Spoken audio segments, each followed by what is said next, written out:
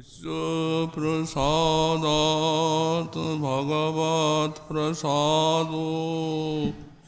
यस्या प्रसादान्न गति कुतोऽपि ध्यायुंस्तुवंस्तस्य यशस्त्रिसन्ध्यं वन्दे गुरो श्रीचरणारविन्दम् आजानुलम्बितभुजौ कनकावदातौ सङ्कीर्तनैकपितरौ कमलायताक्षौ विश्वम्भरौ द्विजवरौ जुगधर्मपालौ वन्दे जगत्प्रियकरौ करुणावतारौ नमस्त्रिकालसत्याय जगन्नाथसुताय च सवृताय सपुत्राय सकलत्राय ते नमः बर्हापीडाभिरामं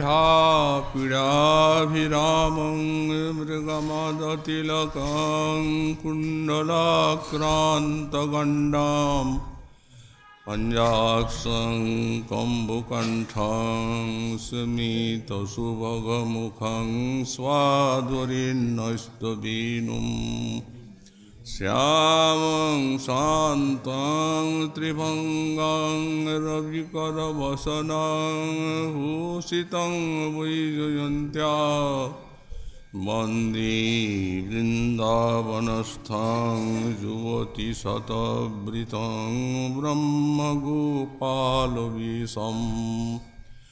तप्त कांचन गौरंगी राधे वृंदावनेश्वरी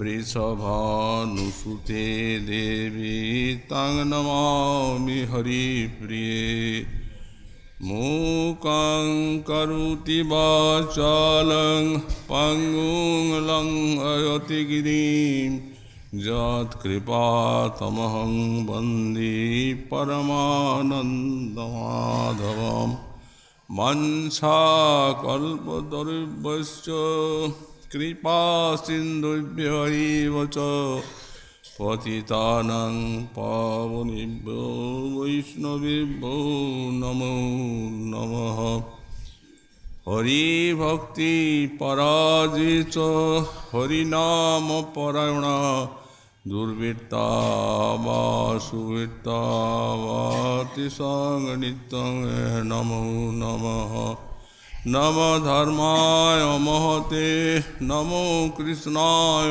विदुषे ब्राह्मणे नमस्कृत्य धर्मान् वक्ष्ये सनातनान् नारायणं नमस्कृत्य नरं चैव नरोत्तमं देवीं सरस्वतीं व्यासं ततो जयो मुदीरयेत्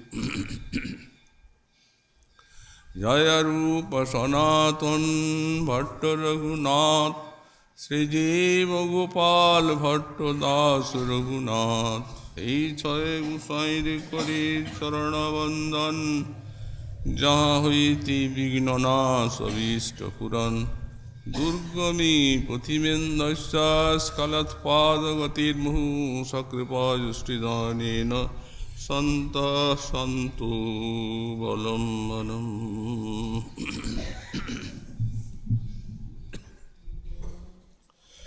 कलिन्दागिरिनन्दिनी सलिलबिन्दुसन्दोभृन्मृदुगतिरतिश्रमां मिथुनमद्भुतक्रीडया अमन्दारसतुन्दिलां भ्रमरबृन्दवृन्दाटवीर्निकुञ्जवरमन्दिरे किमपि सुन्दरं नन्दति। कलिजुग पावनावतार श्री श्री गौरांग महाप्रभुर परम अंतरंग पार्षद परम पूज्य पाद শ্রী শিল প্রবোধানন্দ সরস্বতী চরণ তাঁর শ্রী শ্রী রাধারস সুধানিধি গ্রন্থে 133 সংখ্যক শ্লোকে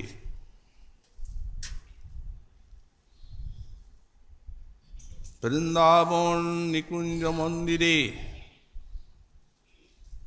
শ্রী শ্রী রাধা মাধবী লীলা মাধুরী আস্বাদন করে বললেন, ভ্রমরবিন্দ বৃন্দাটবী নিকুঞ্জবর মন্দিরে কলিন্দগিরি নন্দিনী সলিল বিন্দু সন্দৌভূত মৃদুর গতিরতিশ্রমম। যে শ্রী শ্রী রাধা মাধব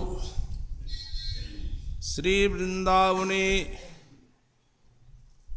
শ্রী যমুনার তটে একটি মনোহর নিকুঞ্জ মন্দিরে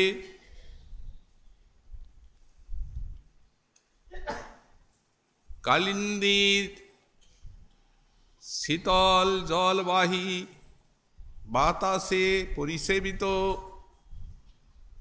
ভ্রমরকুল ঝঙ্কারে মুখরিত কুঞ্জের শিরদেশ,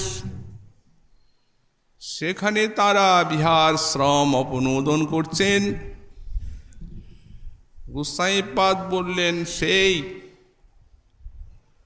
অমন্দরস তুন্দিলং কিমপি সুন্দরং মিথুনং অদ্ভুত ক্রীড়য়া নন্দতি। সেই অতি সুউচ্চ মধুর রসপুষ্ট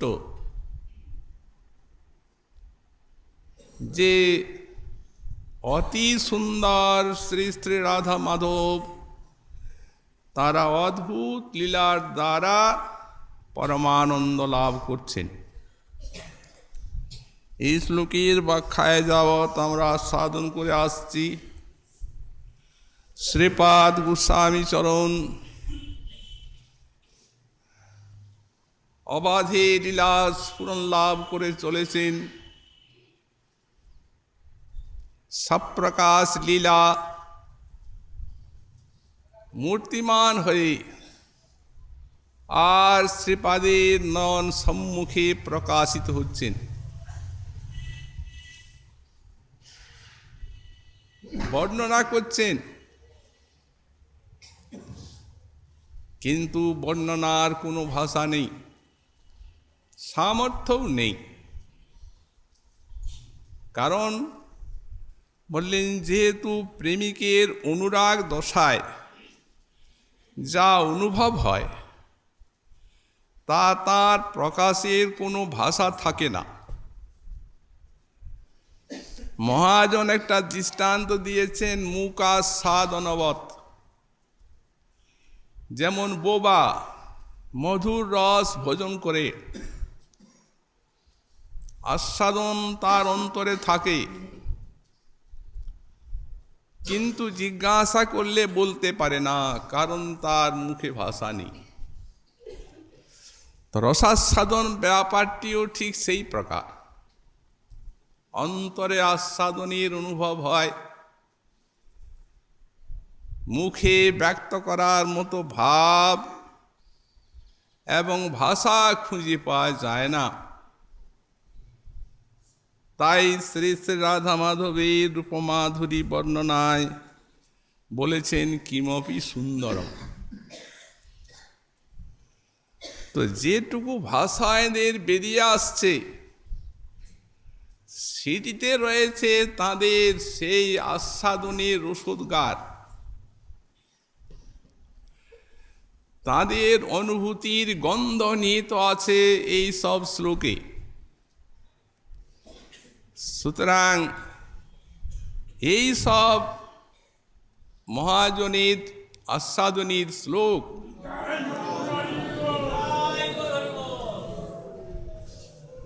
এর শ্রবণ কীর্তন রাগানুগ মার্গ সাধকের একটি প্রকৃষ্ট সাধনা।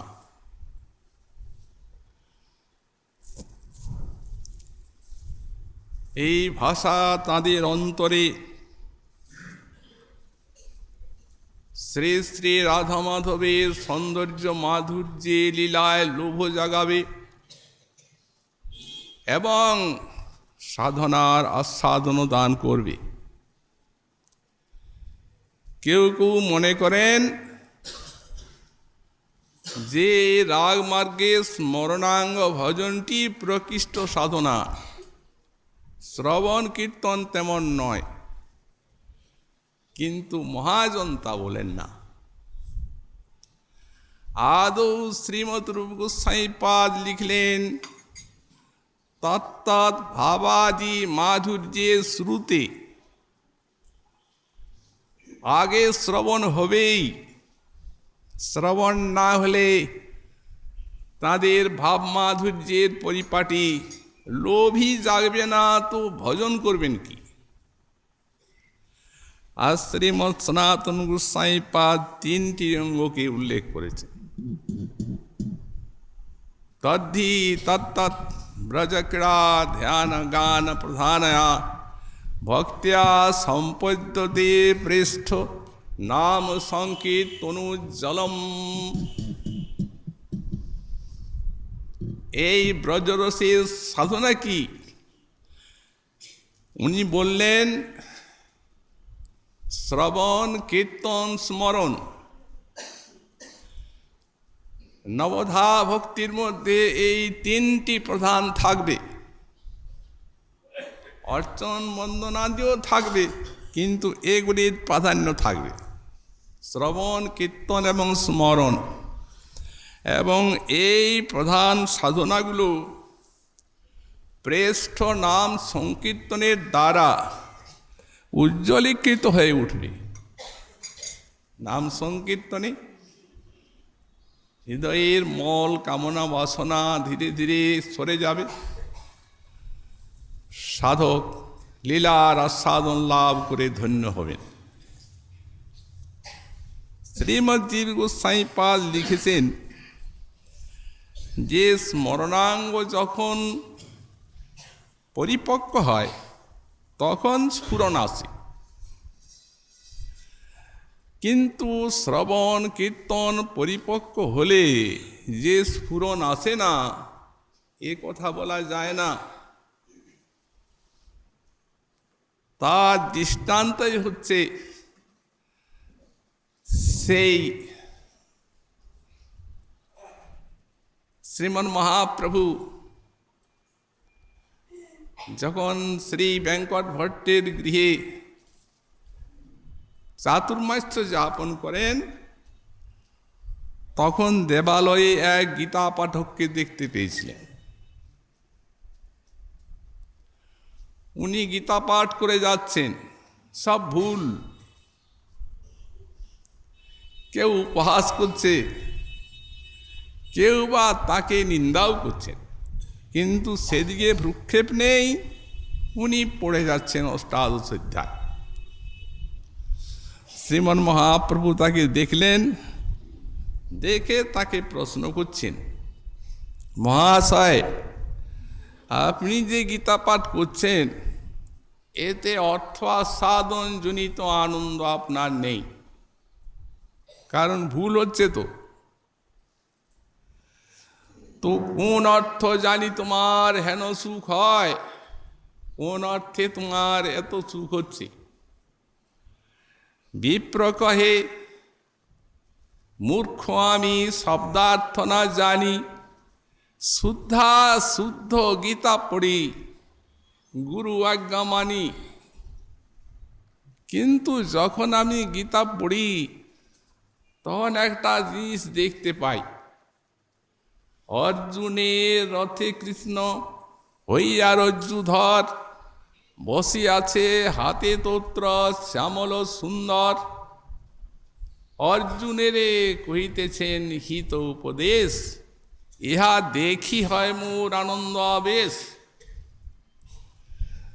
যাবৎ পড়ি তাবৎ পাও তাহার দর্শন, এই লাগি গীতা পাঠ না ছাড়ে মোর মন। এতে কীর্তনাঙ্গে স্ফুরণটি স্পষ্টই বোঝা যাচ্ছে। কারণ শ্রবণ কীর্তন স্মরণ শ্রবণ কীর্তনও স্মরণ নিহিত থাকে, স্মরণাঙ্গ ভক্তি। এখন যে এখানে শ্রবণ কীর্তন হচ্ছে, এখন তো মন রাধা মাধবের লীলাকেই চিন্তা করছে। যখন কোনো সাধক নির্জনে বসে আর লীলা চিন্তন করবেন, চিত্ত যদি বিক্ষিপ্ত থাকে তাহলে অন্যদিকে যাবে, কিন্তু শ্রবণের সময়ে যাবার কোনো উপায় থাকে না। গেলে কিছু বুঝতে পারবেন না তো। এই জন্য এই শ্রবণ কীর্তন স্মরণাঙ্গ, এগুলির মধ্যে কখন কোনটি কিভাবে সম্পন্ন হবে এ কিছু নিশ্চয় বলা যায় না, ধরা বাঁধা নিয়ম নেই। যাই হোক, আমাদের গোসাইপাদ বলছেন যে এই যে অপ্রাকৃত মিথুন শ্রী শ্রী রাধা মাধব এ অদ্ভুত ক্রীড়ায় আনন্দতি, সেই কুঞ্জ মন্দির মধ্যে অদ্ভুত ক্রীড়াতে আনন্দ লাভ করছে। এখন এই অদ্ভুত ক্রীড়ার তত্ত্বটা কি? কারণ ভগবান হচ্ছেন আনন্দ স্বরূপ, অতএব রসস্বরূপ। এই যেখানে আনন্দ আছে সেইখানে রস আছে, সেইখানে লীলা আছে। কারণ রসই হচ্ছে লীলার প্রাণ, এবং সেই যে রস বা লীলা তা সিদ্ধান্তে বা তত্ত্বের ভিত্তিতে প্রতিষ্ঠিত আছে। অতএব লীলার তত্ত্বটি জানলে তখন এই অদ্ভুত ক্রীড়া রাধা মাধবীর এটি কিঞ্চিত উপলব্ধি হতে পারে। দেখুন, আনন্দের একটা স্বভাব আছে। আনন্দ বস্তু কোনো একটা সীমিত আধারে আবদ্ধ থাকতে চায় না, সেই আধারটিকে উচ্ছ্বসিত করে আর আনন্দ চারদিকে ছড়িয়ে পড়ে। এটি হচ্ছে আনন্দের স্বভাব। দৃষ্টান্ত রূপে বলা যায় যে দেখুন, এই জগতের যে আনন্দ, যাকে জড়ানন্দ বলা হয়, এই আনন্দ সেই চিন্ময়ানন্দের আভাস কণিকা মাত্র। চিৎরাজ্যে চিন্ময়ানন্দ সিন্ধু, সেখানের থেকে সেই আনন্দের আভাস কণিকা এই জড়ীয় বিশ্বে ঝরে ঝরে পড়ছে। কিন্তু সেই শুদ্ধানন্দ নয়, সেটি হচ্ছে আভাস। আভাস কাকে বলে? যেমন প্রতিবিম্ব, তাকেই বলা হয় আভাস। চন্দ্রের সূর্যের প্রতিবিম্ব জলে পড়ে, জলের ধর্ম সেই প্রতিবিম্বে এসে যায়। আকাশে চন্দ্র সূর্য কাঁপে না, কিন্তু যেটা প্রতিবিম্ব সেটা কাঁপে। কোনো সময় ছোট হয়, কোনো সময় লম্বা হয় তরঙ্গে। তাহলে জলে সেই চন্দ্র সূর্যেরই প্রতিবিম্ব, কিন্তু জলের ধর্ম হতে সংক্রমিত হচ্ছে।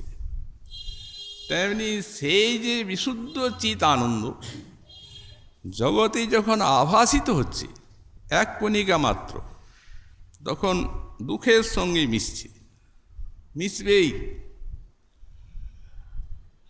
অতএব এই সংসারের সুখ আস্বাদন করতে গেলে দুঃখ ভোগ করতে হবেই। যেমন মহাজন বলছেন, মধুচক্র আছে বৃক্ষে, ফোঁটা ফোঁটা পড়ছে পৃথিবীতে, ধুলোর সঙ্গে লটপট হয়ে যাচ্ছে। ওইটা যদি কেউ আস্বাদন করতে চায় তো ধুলো তো খেতেই হবে। কিন্তু কি অদ্ভুত, সেই আভাস কণিকার শক্তি যে বিশ্বের কোটি কোটি মানুষ এই তাতে পাগলের মতো উন্মত্তের মতো তা নিয়েই পড়ে আছে। জীবনে এমন শুভক্ষণ আসছে না, চোখের সামনে দেখছে কত শোক, কত রোগ, কত দুঃখ, কত জরা, কত মৃত্যু, কিন্তু দেখেও বিবেক আসছে না। একটা নিরক্ষরের থেকে বড় বড় বিদ্বান পর্যন্ত সব সেই স্রোতে ভাসছে। জগৎকে তো দেখাই যাচ্ছে, এমন তার উন্মাদনা শক্তি। তাহলে সেইখানের যে চিন্ময়ী আনন্দিনী সিন্ধু, আনন্দ সিন্ধু, তার কত উন্মাদনা থাকবে, ওটা কারো বর্ণনা করার ভাষা নেই। দেখুন, এই জগতে যখন কোনো গৃহস্থের গৃহে কিছু একটা আনন্দ হয়, উৎসব হয়, মনে করুন বিবাহ উৎসব হচ্ছে, বন্ধু বান্ধবকে ডাকা, ভোজন, গান, বাদ্য, নৃত্য, ওই আনন্দটা ছড়িয়ে পড়তে চায়। তো যদি এই অতিশয় ক্ষুদ্রতম দুঃখ মিশ্রিত আনন্দের ছড়িয়ে পড়া স্বভাব থাকে, তাহলে সেই বিশুদ্ধানন্দ সিন্ধুর কতখানি ছড়িয়ে পড়া স্বভাব থাকবে।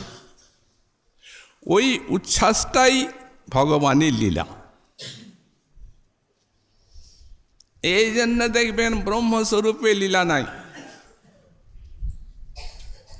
পরব্রহ্মের যে নির্গুণ স্বরূপ, তাতে কোনো লীলা থাকে না, কারণ লীলা হচ্ছে শক্তি পরব্রহ্মের। সেটি নিস্তরঙ্গ সিন্ধু, আনন্দ সিন্ধুর মতো। যেমন প্রশান্ত মহাসাগর, কোনো তরঙ্গ নেই, কিন্তু এই যে শ্রী ভগবান, তিনি আনন্দ সিন্ধু, অনন্ত লীলা তরঙ্গে অহর্নিশি তরঙ্গায়িত, অনন্ত অফুরন্ত লীলা। এবং সেই সকল লীলা বা ক্রীড়া অতি অদ্ভুত, আশ্চর্যপূর্ণ, রসময়, পরম আস্বাদ্য। তার এক কণে সারা বিশ্ব ডুবে যাবে সেই লীলা তরঙ্গের। সেটি হচ্ছে ভগবানের লীলা। কিন্তু রাধা মাধবের লীলা বুঝতে গেলে আমাদের আরও কিছু তত্ত্বের অনুসন্ধান করতে হবে। ভগবানের চেষ্টা হচ্ছে দু প্রকার, একটি হচ্ছে কর্ম, আর একটি হচ্ছে লীলা। তো কর্ম কাকে বলে? বললেন ভগবান কোনো উদ্দেশ্য নিয়ে যেটি করেন, যে চেষ্টাটি, সেই চেষ্টার নাম হচ্ছে কর্ম। যেমন শ্রী গীতায় অর্জুনকে বললেন আবির্ভাবের কারণ পরিত্রাণায় সাধূনাং বিনাশায় চ দুষ্কৃতাং ধর্ম সংস্থাপনার্থায় সম্ভবামি যুগে যুগে। সাধুগণের পরিত্রাণ, দুষ্কৃতগণের বিনাশ, ধর্ম সংস্থাপন হেতু আমি যুগে যুগে অবতীর্ণ হই। এই সব কর্ম। আর লীলা বললেন স্বেচ্ছয়া হর্ষাৎ অনায়াসে নৈব সম্পাদিতা যা চেষ্টা সা লীলা। এটাও চেষ্টা, কিন্তু এটা স্বেচ্ছয়া, ইচ্ছায় অনায়াসে যে আনন্দ আস্বাদন, সেইটি লীলা। লীলা মানে খেলা। তো লোকে যখন সংসারের কাজ করে তখন সবার জন্যই করে, আর যখন বন্ধু বান্ধবের সঙ্গে খেলে তখন আনন্দের জন্য খেলে। তো এই যে কর্ম এবং লীলাতেই তফাৎ। তা এখন ভগবান খেলবেন কার সঙ্গে? লীলা যে করবেন, তো লীলার তো সঙ্গী চাই। সঙ্গী না হলে কেউ খেলতে পারে না। শ্রুতি বললেন স একাকী না রমতে, ভগবান কখনো একাকী খেলা করেন না, খেলার সঙ্গী চাই। সেই খেলার সঙ্গী তার শক্তি, তাছাড়া কার সঙ্গে খেলবেন? একমেবা দ্বিতীয়ম, শক্তি ত্রিবিধ, খেলাও তিন প্রকার। যখন তিনি মায়া শক্তির সঙ্গে খেলছেন, তখন সেই খেলার নাম হচ্ছে সৃষ্টি লীলা। এগুলি সব পুরুষাবতারের আছে, পুরুষাবতারের ওদিকে নাই। কারণ মায়াকে নিয়ে হচ্ছে সৃষ্টি। তো এই প্রথম পুরুষ, দ্বিতীয় পুরুষ, তৃতীয় পুরুষ, কাণ্ডার্ণব সাই, গর্ভযোগ সাই, ক্ষীরোযোগ সাই, এই তিন পুরুষ। যদ্যপি তিনের মায়া লইয়া ব্যবহার, তথাপি তৎস্পর্শ নাহি, সবে মায়া পার।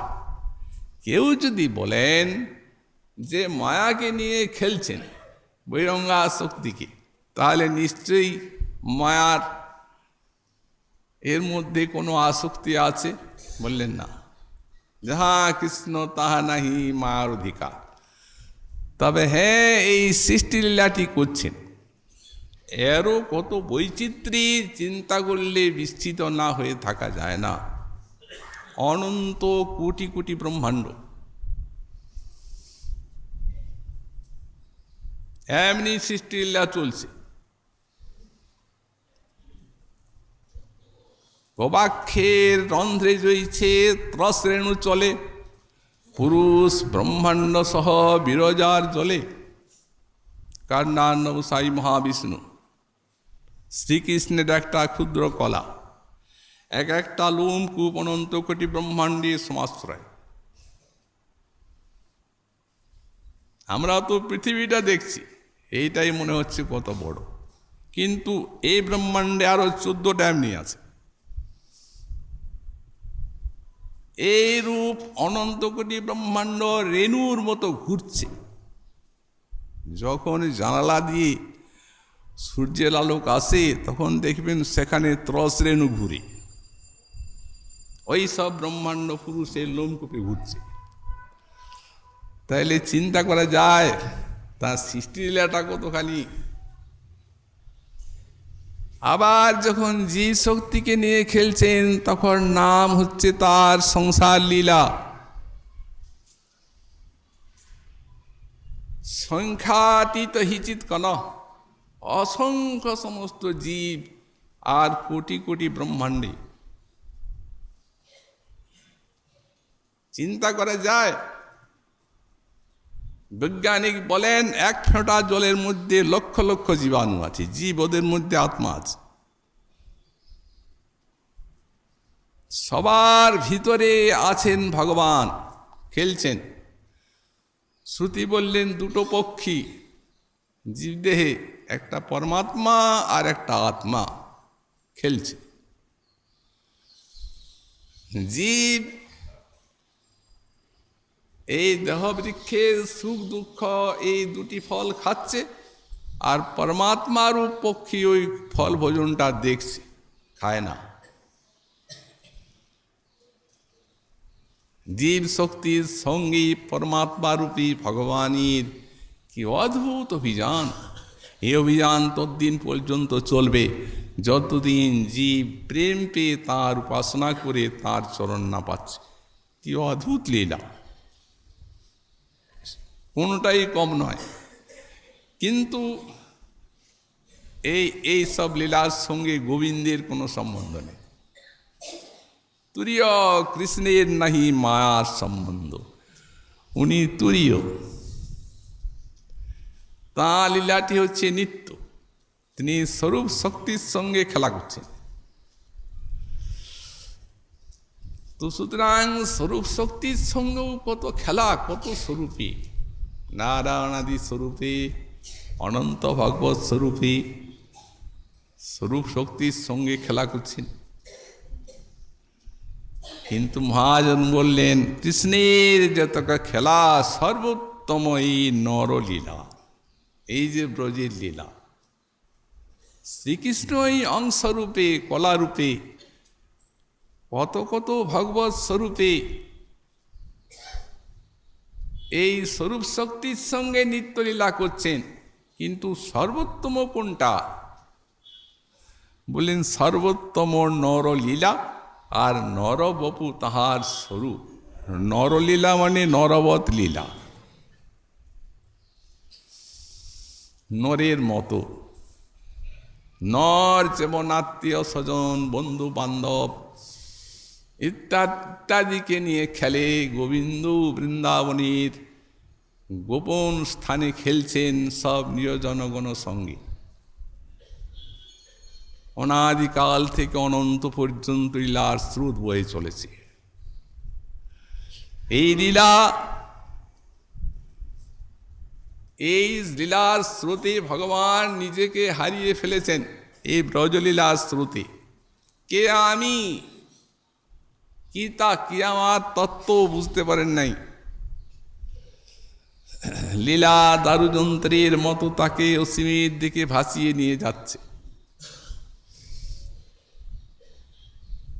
যাদের সঙ্গে খেলা করছেন তাঁদের হৃদয়েও সেই প্রকার ভাব। কারণ যিনি যে খেলা জানেন না তার সঙ্গে সে খেলা জমে না। এই রসের খেলায় ব্রজবাসীগণ যে প্রকারে অভ্যস্ত, অন্য কোনো পার্শ্বদ সেই রূপ নন। যখন গোবিন্দ এই ব্রজের থেকে মথুরায় গেলেন, মাতা পিতা তার জন্য কত দুঃখিত, বসুদেব দেবকী কত কষ্ট পেয়েছেন। অতএব মাতা পিতার চরণে প্রণাম করে তিনি ক্ষমা চাচ্ছেন। ওরা বলছেন, আহা প্রণাম করবে না, তুমি তো আমাদের পুত্র নও। ন সুতৌ প্রকৃতি পুরুষেশ্বর, তোমরা তো ভগবান। ভগবান চাইলেন তাদের সঙ্গে রসের খেলা খেলবেন, কিন্তু সে খেলা তাদের জানা নাই, তারা নিতে পারলেন না, সরে গেলেন। আর এখানে মাতা যশোমতী সচক্ষে দেখেছেন পুতনাবধ, তৃণাবর্তবধ, সকটাসুর বধ সামনে, এর চোখের সামনে। কিন্তু এত বড় বড় অসুর মরে যাচ্ছে, তখনই সন্তান যে নারায়ণের কৃপায় জীবন পেল, এই জ্ঞানে মাতা রক্ষাবন্ধন করছেন। এই মোর পুত্র, আমারই ছেলে। ঐশ্বর্য দেখলেও মনে হচ্ছে যে আমার ছেলে এত ভাগ্যবান, নারায়ণের কৃপায়ের উপরে, তাই বারবার এত বড় বিপদে রক্ষা পাচ্ছে এর প্রাণ। অতএব প্রীতিটা বেড়ে যাচ্ছে সন্তানের উপরে, কারণ এটা অন্তঃপুর। তেমনি সখা শুদ্ধ সখ্যে করে স্কন্দে আরোহণ, বলে তুমি কোন বড় লোক, তুমি আমি সম, তুমি কে? তুমিও নন্দ মহারাজের ছেলে, আমিও গোপের ছেলে। কাঁধে চড়ছে, কাঁধে চড়াচ্ছে, যুদ্ধ করছে, হারাচ্ছে। কিন্তু তাদেরও সামনে অঘাসুর, বকাসুর ইত্যাদি বড় বড় অসুর সব নিধন হয়ে গেল। সেই ঐশ্বর্যটা তারা নিলেন।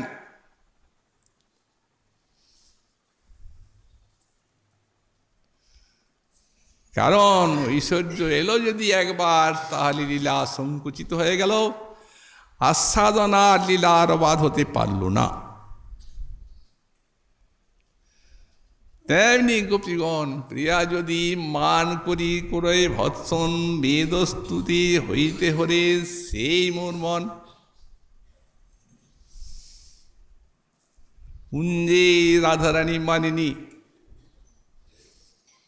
অপরাধী নায়ক চরণতলে বসে আর চরণ স্পর্শ হাত জোড় করে আর মান ভিক্ষা চাচ্ছেন।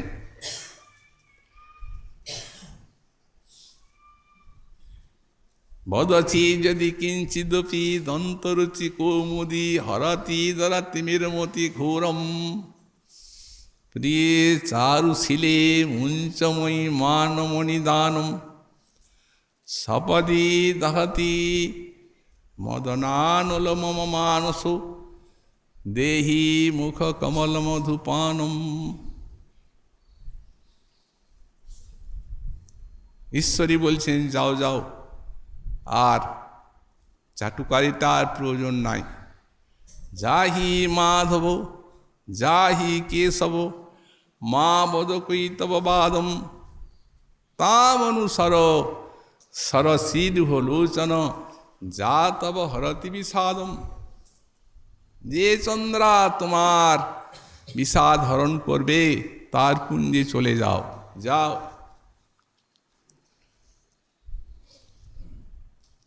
এখানের এই মানের রস। রিয়া যদি মান করি করে ভৎসন বেদস্তুতি হইতে হরি সেই মোর মন। হতে মনটাকে হরণ করেছে তো, এই জন্য দ্বারকায় অমনি একটু রুক্মিণী দেবীর মানের আস্বাদন করার জন্য হঠাৎ একদিন বলছেন, দেখো দেবী, তুমি ব্রাহ্মণের দ্বারা আমাকে চিঠি দিয়েছিলে, কারণ পিতা ভ্রাতা তারা শিশুপালের হাতে নষ্ট করতে চায়। তো সুতরাং তোমার পত্র পেয়ে তোমার প্রাণ রক্ষার জন্য আমি এনেছি। তোমাকে বিয়ে করার উদ্দেশ্য তো নেই, কারণ পিতৃদত্ত কন্যা। অতএব এরপর তুমি পিত্রালয়ে যাও, পিতা যেভাবে তোমাকে পাত্রসাৎ করবেন সেইভাবে হবে। মূর্ছা, কাঁপতে কাঁপতে মূর্ছিতা হয়ে গেলেন। কথাটা শুনেই সামলাতে পারলেন না। কৃষ্ণ দেখছেন এক করতে উল্টো হয়ে গেল। আমি ভাবলাম একটু মানিনী হবে, তার মানের রস আস্বাদন করব, কিন্তু এ তো মূর্ছা। কোন মানের রস আস্বাদন করবেন কোথায়? শুশ্রূষা করতে হলো হাওয়া দিয়ে। দেবী, ও আমি তোমাকে হাসলাম, ওটা পরিহাস বাণী, তোমাকে কি আমি ছাড়তে পারি? তখন তুই চেতনা পেয়ে স্তুতি করেছেন অনেক ঐশ্বর্যময় স্তব রুক্মিণী দেবী। খেলাটা জানা নাই। তো সর্বোপরি শ্রী শ্রী রাধারানীর সঙ্গে লীলা, এটি অত্যদ্ভুত। এই লীলাতে আত্মহারা হয়ে আছেন কৃষ্ণ প্রতিনিয়ত। রাত্রি দিন কুঞ্জ ক্রীড়া করে রাধা সঙ্গে, কৈশোর বয়স সফল কৈল ক্রীড়া রঙ্গে। কৈশোর বয়স কাম জগত সকল, রাসাদি লীলায় তিন করিল সফল। একা রাধার সঙ্গে লীলায় শ্রীকৃষ্ণের সমগ্র মধুর রস বাসনা এবং সব ভক্তি রস বাসনা পূর্ণ হয়। তাই নাকি? আমরা তো জানি না। জানেন নাকি তার মধ্যে আছে মাদনাক্ষ ভাব। মহাজন মাদনাক্ষ ভাবের কি লক্ষণ করেছেন? সর্বভাবোদ গমল্লাসী মাদনয়ং পরাৎপর। এটা পরাৎপর ভাব, এই মাদন, যা রাধা রানী নিজস্ব সম্পত্তি। এমনি কি রাধাতে এতখানি আত্মহারা? এই রাধার সঙ্গে খেলা করলে তার সেই মাদন প্রেম আস্বাদন হয়, তাতে সমস্ত কান্তাগত, মানে বৈকুণ্ঠের যে কমলা, দ্বারকার মহিষী, অযোধ্যার সীতাদেবী, সমগ্র কান্তারস ওই মাদনাক্ষ ভাবের দ্বারা আস্বাদন হয়। শুধু তাই নয়, অনন্ত কোটি ব্রহ্মাণ্ডগত যত প্রেমিক সবার প্রেম আস্বাদন হয়ে যায়, কারণ ওটা পরাৎপর ভাব। আর সর্বভাব উদ্গমোল্লাসী, সকলের, সব প্রেমিকের সকল ভাবের উদ্গম ওই মাদনাক্ষ ভাবের ভিতরে আছে। ব্রজেরও যত সখা আছেন, মাতা পিতা আছেন, যে সব প্রেমিক আছেন, রাধার প্রেম আস্বাদনে সব আস্বাদন হয়ে যায়। এই জন্যে পরাৎপর ভাব। আরও একটা বিচিত্র কথা আছে এর মধ্যে। এই মাদনটি হচ্ছে সংযোগে, মিলনে, যে ভাই উজ্জ্বলে ব্যাখ্যা আছে। বিরহে মাদন নেই, বিরহে মোহন। তা এখন সংযোগাক্ষ ভাব এই মাদন ভাব, কিন্তু যতক্ষণ পর্যন্ত না এই মিলনের সঙ্গে বিরহ থাকে, ততক্ষণ পর্যন্ত মিলন মাধুরীর আস্বাদ চমৎকার থাকে না। কারণ গোস্বামীপাদ লিখছেন যে এই বিরহটি হচ্ছে সম্ভোগের পরিপুষ্টি কারক। বিরহ চাই। অনেকক্ষণ রাধা কৃষ্ণ লীলা করলেন, মিলন লীলা। গোবিন্দ মনে করছেন চমৎকারিতা তো এলো না মন, অতএব কিছু বিরহ ভোগ করতে হবে। হঠাৎ বলে ফেলছেন সখী চন্দ্রাননে, সখী চন্দ্রা। রাধারানী মনে ভাবছেন আমার সঙ্গেই লীলা করছেন বটে, মনটাই না চন্দ্রাবলিতে পড়ে আছে, বাস মারিনী হয়ে গেলেন। না না, বলছি কি, বলছি ওই চন্দ্রাননে। রাধারানী বলছেন ঢাক বাজরাকে ডিন্ডিমি দিয়ে আর ঢাকা যায় না, চন্দ্রা বললে আর ননে আর বারটা ওর মধ্যে জুড়ে দিচ্ছে। মানিনী হয়ে গেলেন, মান রস আস্বাদন করবেন। তো বলছেন এই যে মাদন ভাব, এই মাদন ভাবে শত শত মিলনের মধ্যে সহস্র সহস্র বিরহ আছে। এক সঙ্গে যুগপৎ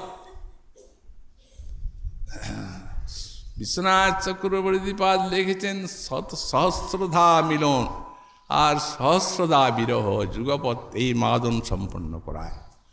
অতএব কি অদ্ভুত যে রাধা, এবং কি অদ্ভুত যে তাঁর ভাব, এসব ব্যাখ্যার কোনো বস্তু নয়। মহামহা জনগণ রাধারানীর কৃপায় অনুভব করে গেছেন, এবং তারই লেশ কণিকা সব এই সমস্ত বাণীতে দিয়ে রেখেছেন। তাই বলছেন রাধিকাদি লইয়া কইল রাসাদি বিলাস, বাঞ্ছাবরীর আস্বাদিল রসি নির্যাস। রাধিকা হয়েছেন আদি, যে সব গোপীগণের মধ্যে শ্রেষ্ঠা। রাধিকাদি লইয়া কইল রাসাদি বিলাস, আর সব মধুর লীলার মধ্যে রাস হচ্ছে আদি, মানে শ্রেষ্ঠ। সেই যে রাসলীলা, সেই রাসলীলার মধ্যদণ্ড স্থানীয় শ্রী রাধা। রাধা বিনা রাসলীলা নাই ভাই চিতে, রাধা রানী ব্যতীত রাস হবে না। শতকোটি গোপীতে নহি কামনির্বাপন, ইহাতেই অনুমানিস রাধার গুণ। সুতরাং এই জন্যই বলা হলো রাত্রি দিন কুঞ্জ ক্রীড়া করে রাধা সঙ্গে, দিন রাত। তাহলে মাতা পিতার সঙ্গে কখন খেলা করেন? সখাগণ সঙ্গে গোচারণ ইত্যাদি আছে। বললেন সব সময় রাধাতে মনটা পড়ে থাকে। যখন মাতা পিতার কাছে থাকেন, সখাগুণের কাছে থাকেন, তখনও মনে হয় যে সেই সর্বভাব উদ্গমোল্লাসী ওই রাধা প্রেমেরই এটা একটা স্বাদ। কোনো সময় ভুলে যান না, তা নাহলে রাত্রি দিন কুঞ্জ ক্রীড়া করে রাধার সঙ্গে কি করে হবে?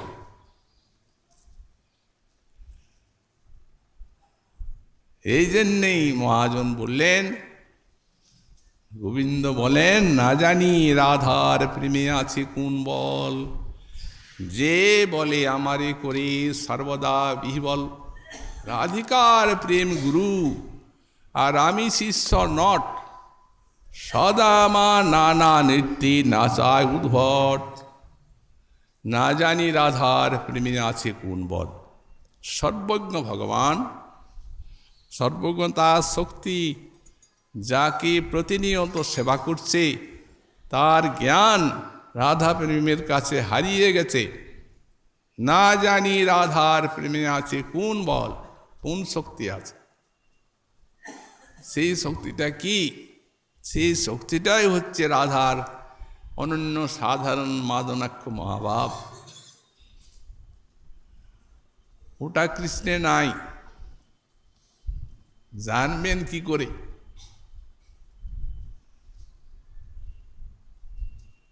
অতএব কৃষ্ণের স্বভাব এক আছে পূর্ব হইতে, যে জয়ীছে ভজে কৃষ্ণ তারে ভজে তৈছে, কিন্তু এই প্রেমার অনুরূপ না পারে ভজিতে, অতএব ঋণী কৃষ্ণ কহে ভাগ বটে, ঋণী হয়ে গেছে। শ্রী বিশ্বনাথ চক্রবর্তীপাদ বলছেন, রাধার প্রেম ওকে নাচাচ্ছে। যার মায়া নাটে অনন্ত কোটি ব্রহ্মাণ্ড নৃত্য করছে, তার যে নাচ, সে নাচটা কোনো অপূর্বই হবে? না, অপূর্বই বটে, প্রেমের নাচ, আবার রাধা প্রেমের নাচ। সেটি কি ব্যাখ্যা করলেন বিশ্বনাথ চক্রবর্তীপাদ। উনি বলছেন, অয়ম ভাব, এই নানা নৃত্যে নাচায়ের ভাব হচ্ছে এই, যে সর্বশক্তি সর্বসুখ পরিপূর্ণ সত্যস্বরূপ জ্ঞানাদি ময়োপিহম কদাচিৎ জরতি ভয়াৎ রাধা প্রাঙ্গণ কোণে নিন্নুত্ত তিষ্ঠামি। আমি সর্বশক্তি পরিপূর্ণ, কিন্তু রাধা প্রেম এমনি। যখন রাধারানীর মিলনের জন্য গোপনে জটিলার প্রাঙ্গণে যে লুকিয়ে আছেন কলিবৃক্ষের তলায়, তখন রাধারানীর দ্বার উন্মোচনের চেষ্টা করলে জটিলা গর্জন করে উঠছে, কে কে বৌমা দ্বার খোলে। তখন বুকটা কাঁপছে। গোপনে লুকিয়ে পড়ছেন সেই সর্বশক্তিমান। কোথায় গেল সেই সর্বশক্তিমত্তা? সর্বসুখ পরিপূর্ণ প্রিয়হম রাধা সঙ্গ সুখাশয়া তদাগমন পন্থানং পশ্যামি। আমি হচ্ছি রসবৈষ আনন্দং ব্রহ্ম, শ্রুতি বলেন রসানাং রসতম। এইখানেই আনন্দের রসের পরাকাষ্ঠা। কিন্তু সেই আনন্দ রসস্বরূপ গোবিন্দ তিনি রাধারানীর সঙ্গ সুখের আশায় ওই কুঞ্জে রাধারানী অভিসার করবেন। সেখানে তার আগমন পথের দিকে নির্নিমেষ নয়নে চেয়ে আছে। গাছের পাতা পড়ছে শুষ্কপত্র, তখন প্রিয়াজির আগমন সম্ভাবনায় হৃদয়টা উল্লসিত হয়ে উঠছে। ওহো আসেন নাই, এ গাছের পাতা, নৈরাশ্য আসছে। এই প্রেম রাধার। তারপরে সত্যস্বরূপ বিহম ছদ্মবেশী ভবামি। সত্যস্বরূপ ভগবান, সত্যং আনন্দং ব্রহ্ম। ভাগবতের প্রথমেই শ্রী ব্যাস মুনি বললেন সত্যং পরম ধীমহি। সেই সত্যস্বরূপ পরমেশ্বর কৃষ্ণকে ধ্যান করি। সেই যে সত্যস্বরূপ, তিনি রাধা প্রেমের কাছে মিথ্যা হয়ে যাচ্ছেন। যোগী ভোগী নাপিতানি তোমার লাগিয়া দানি, বোঝা হইলাম তোমারই কারণে। রাধারানীর প্রেমে যোগী ভোগী নাপিতানি ইত্যাদি হয়েছে। তোয়া লাগি করিন দোকানে ফেরেওয়ালা পর্যন্ত হয়েছে। এটা তো একটা কপট রূপ, সত্যস্বরূপের মিথ্যা। কি চমৎকার রস, রাধা প্রেমের কি শক্তি। শেষে বললেন যে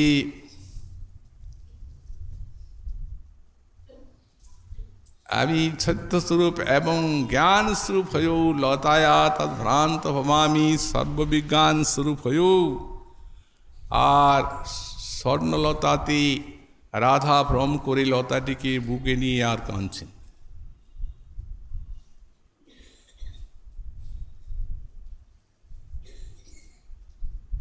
স্বর্ণলতা আলিঙ্গরে তুয়া কলে বড় ভানি, বিরস পরশে বিরস হয়ে গেল মাধব মুরুষে মদন বাণী। এই রাধা প্রেম।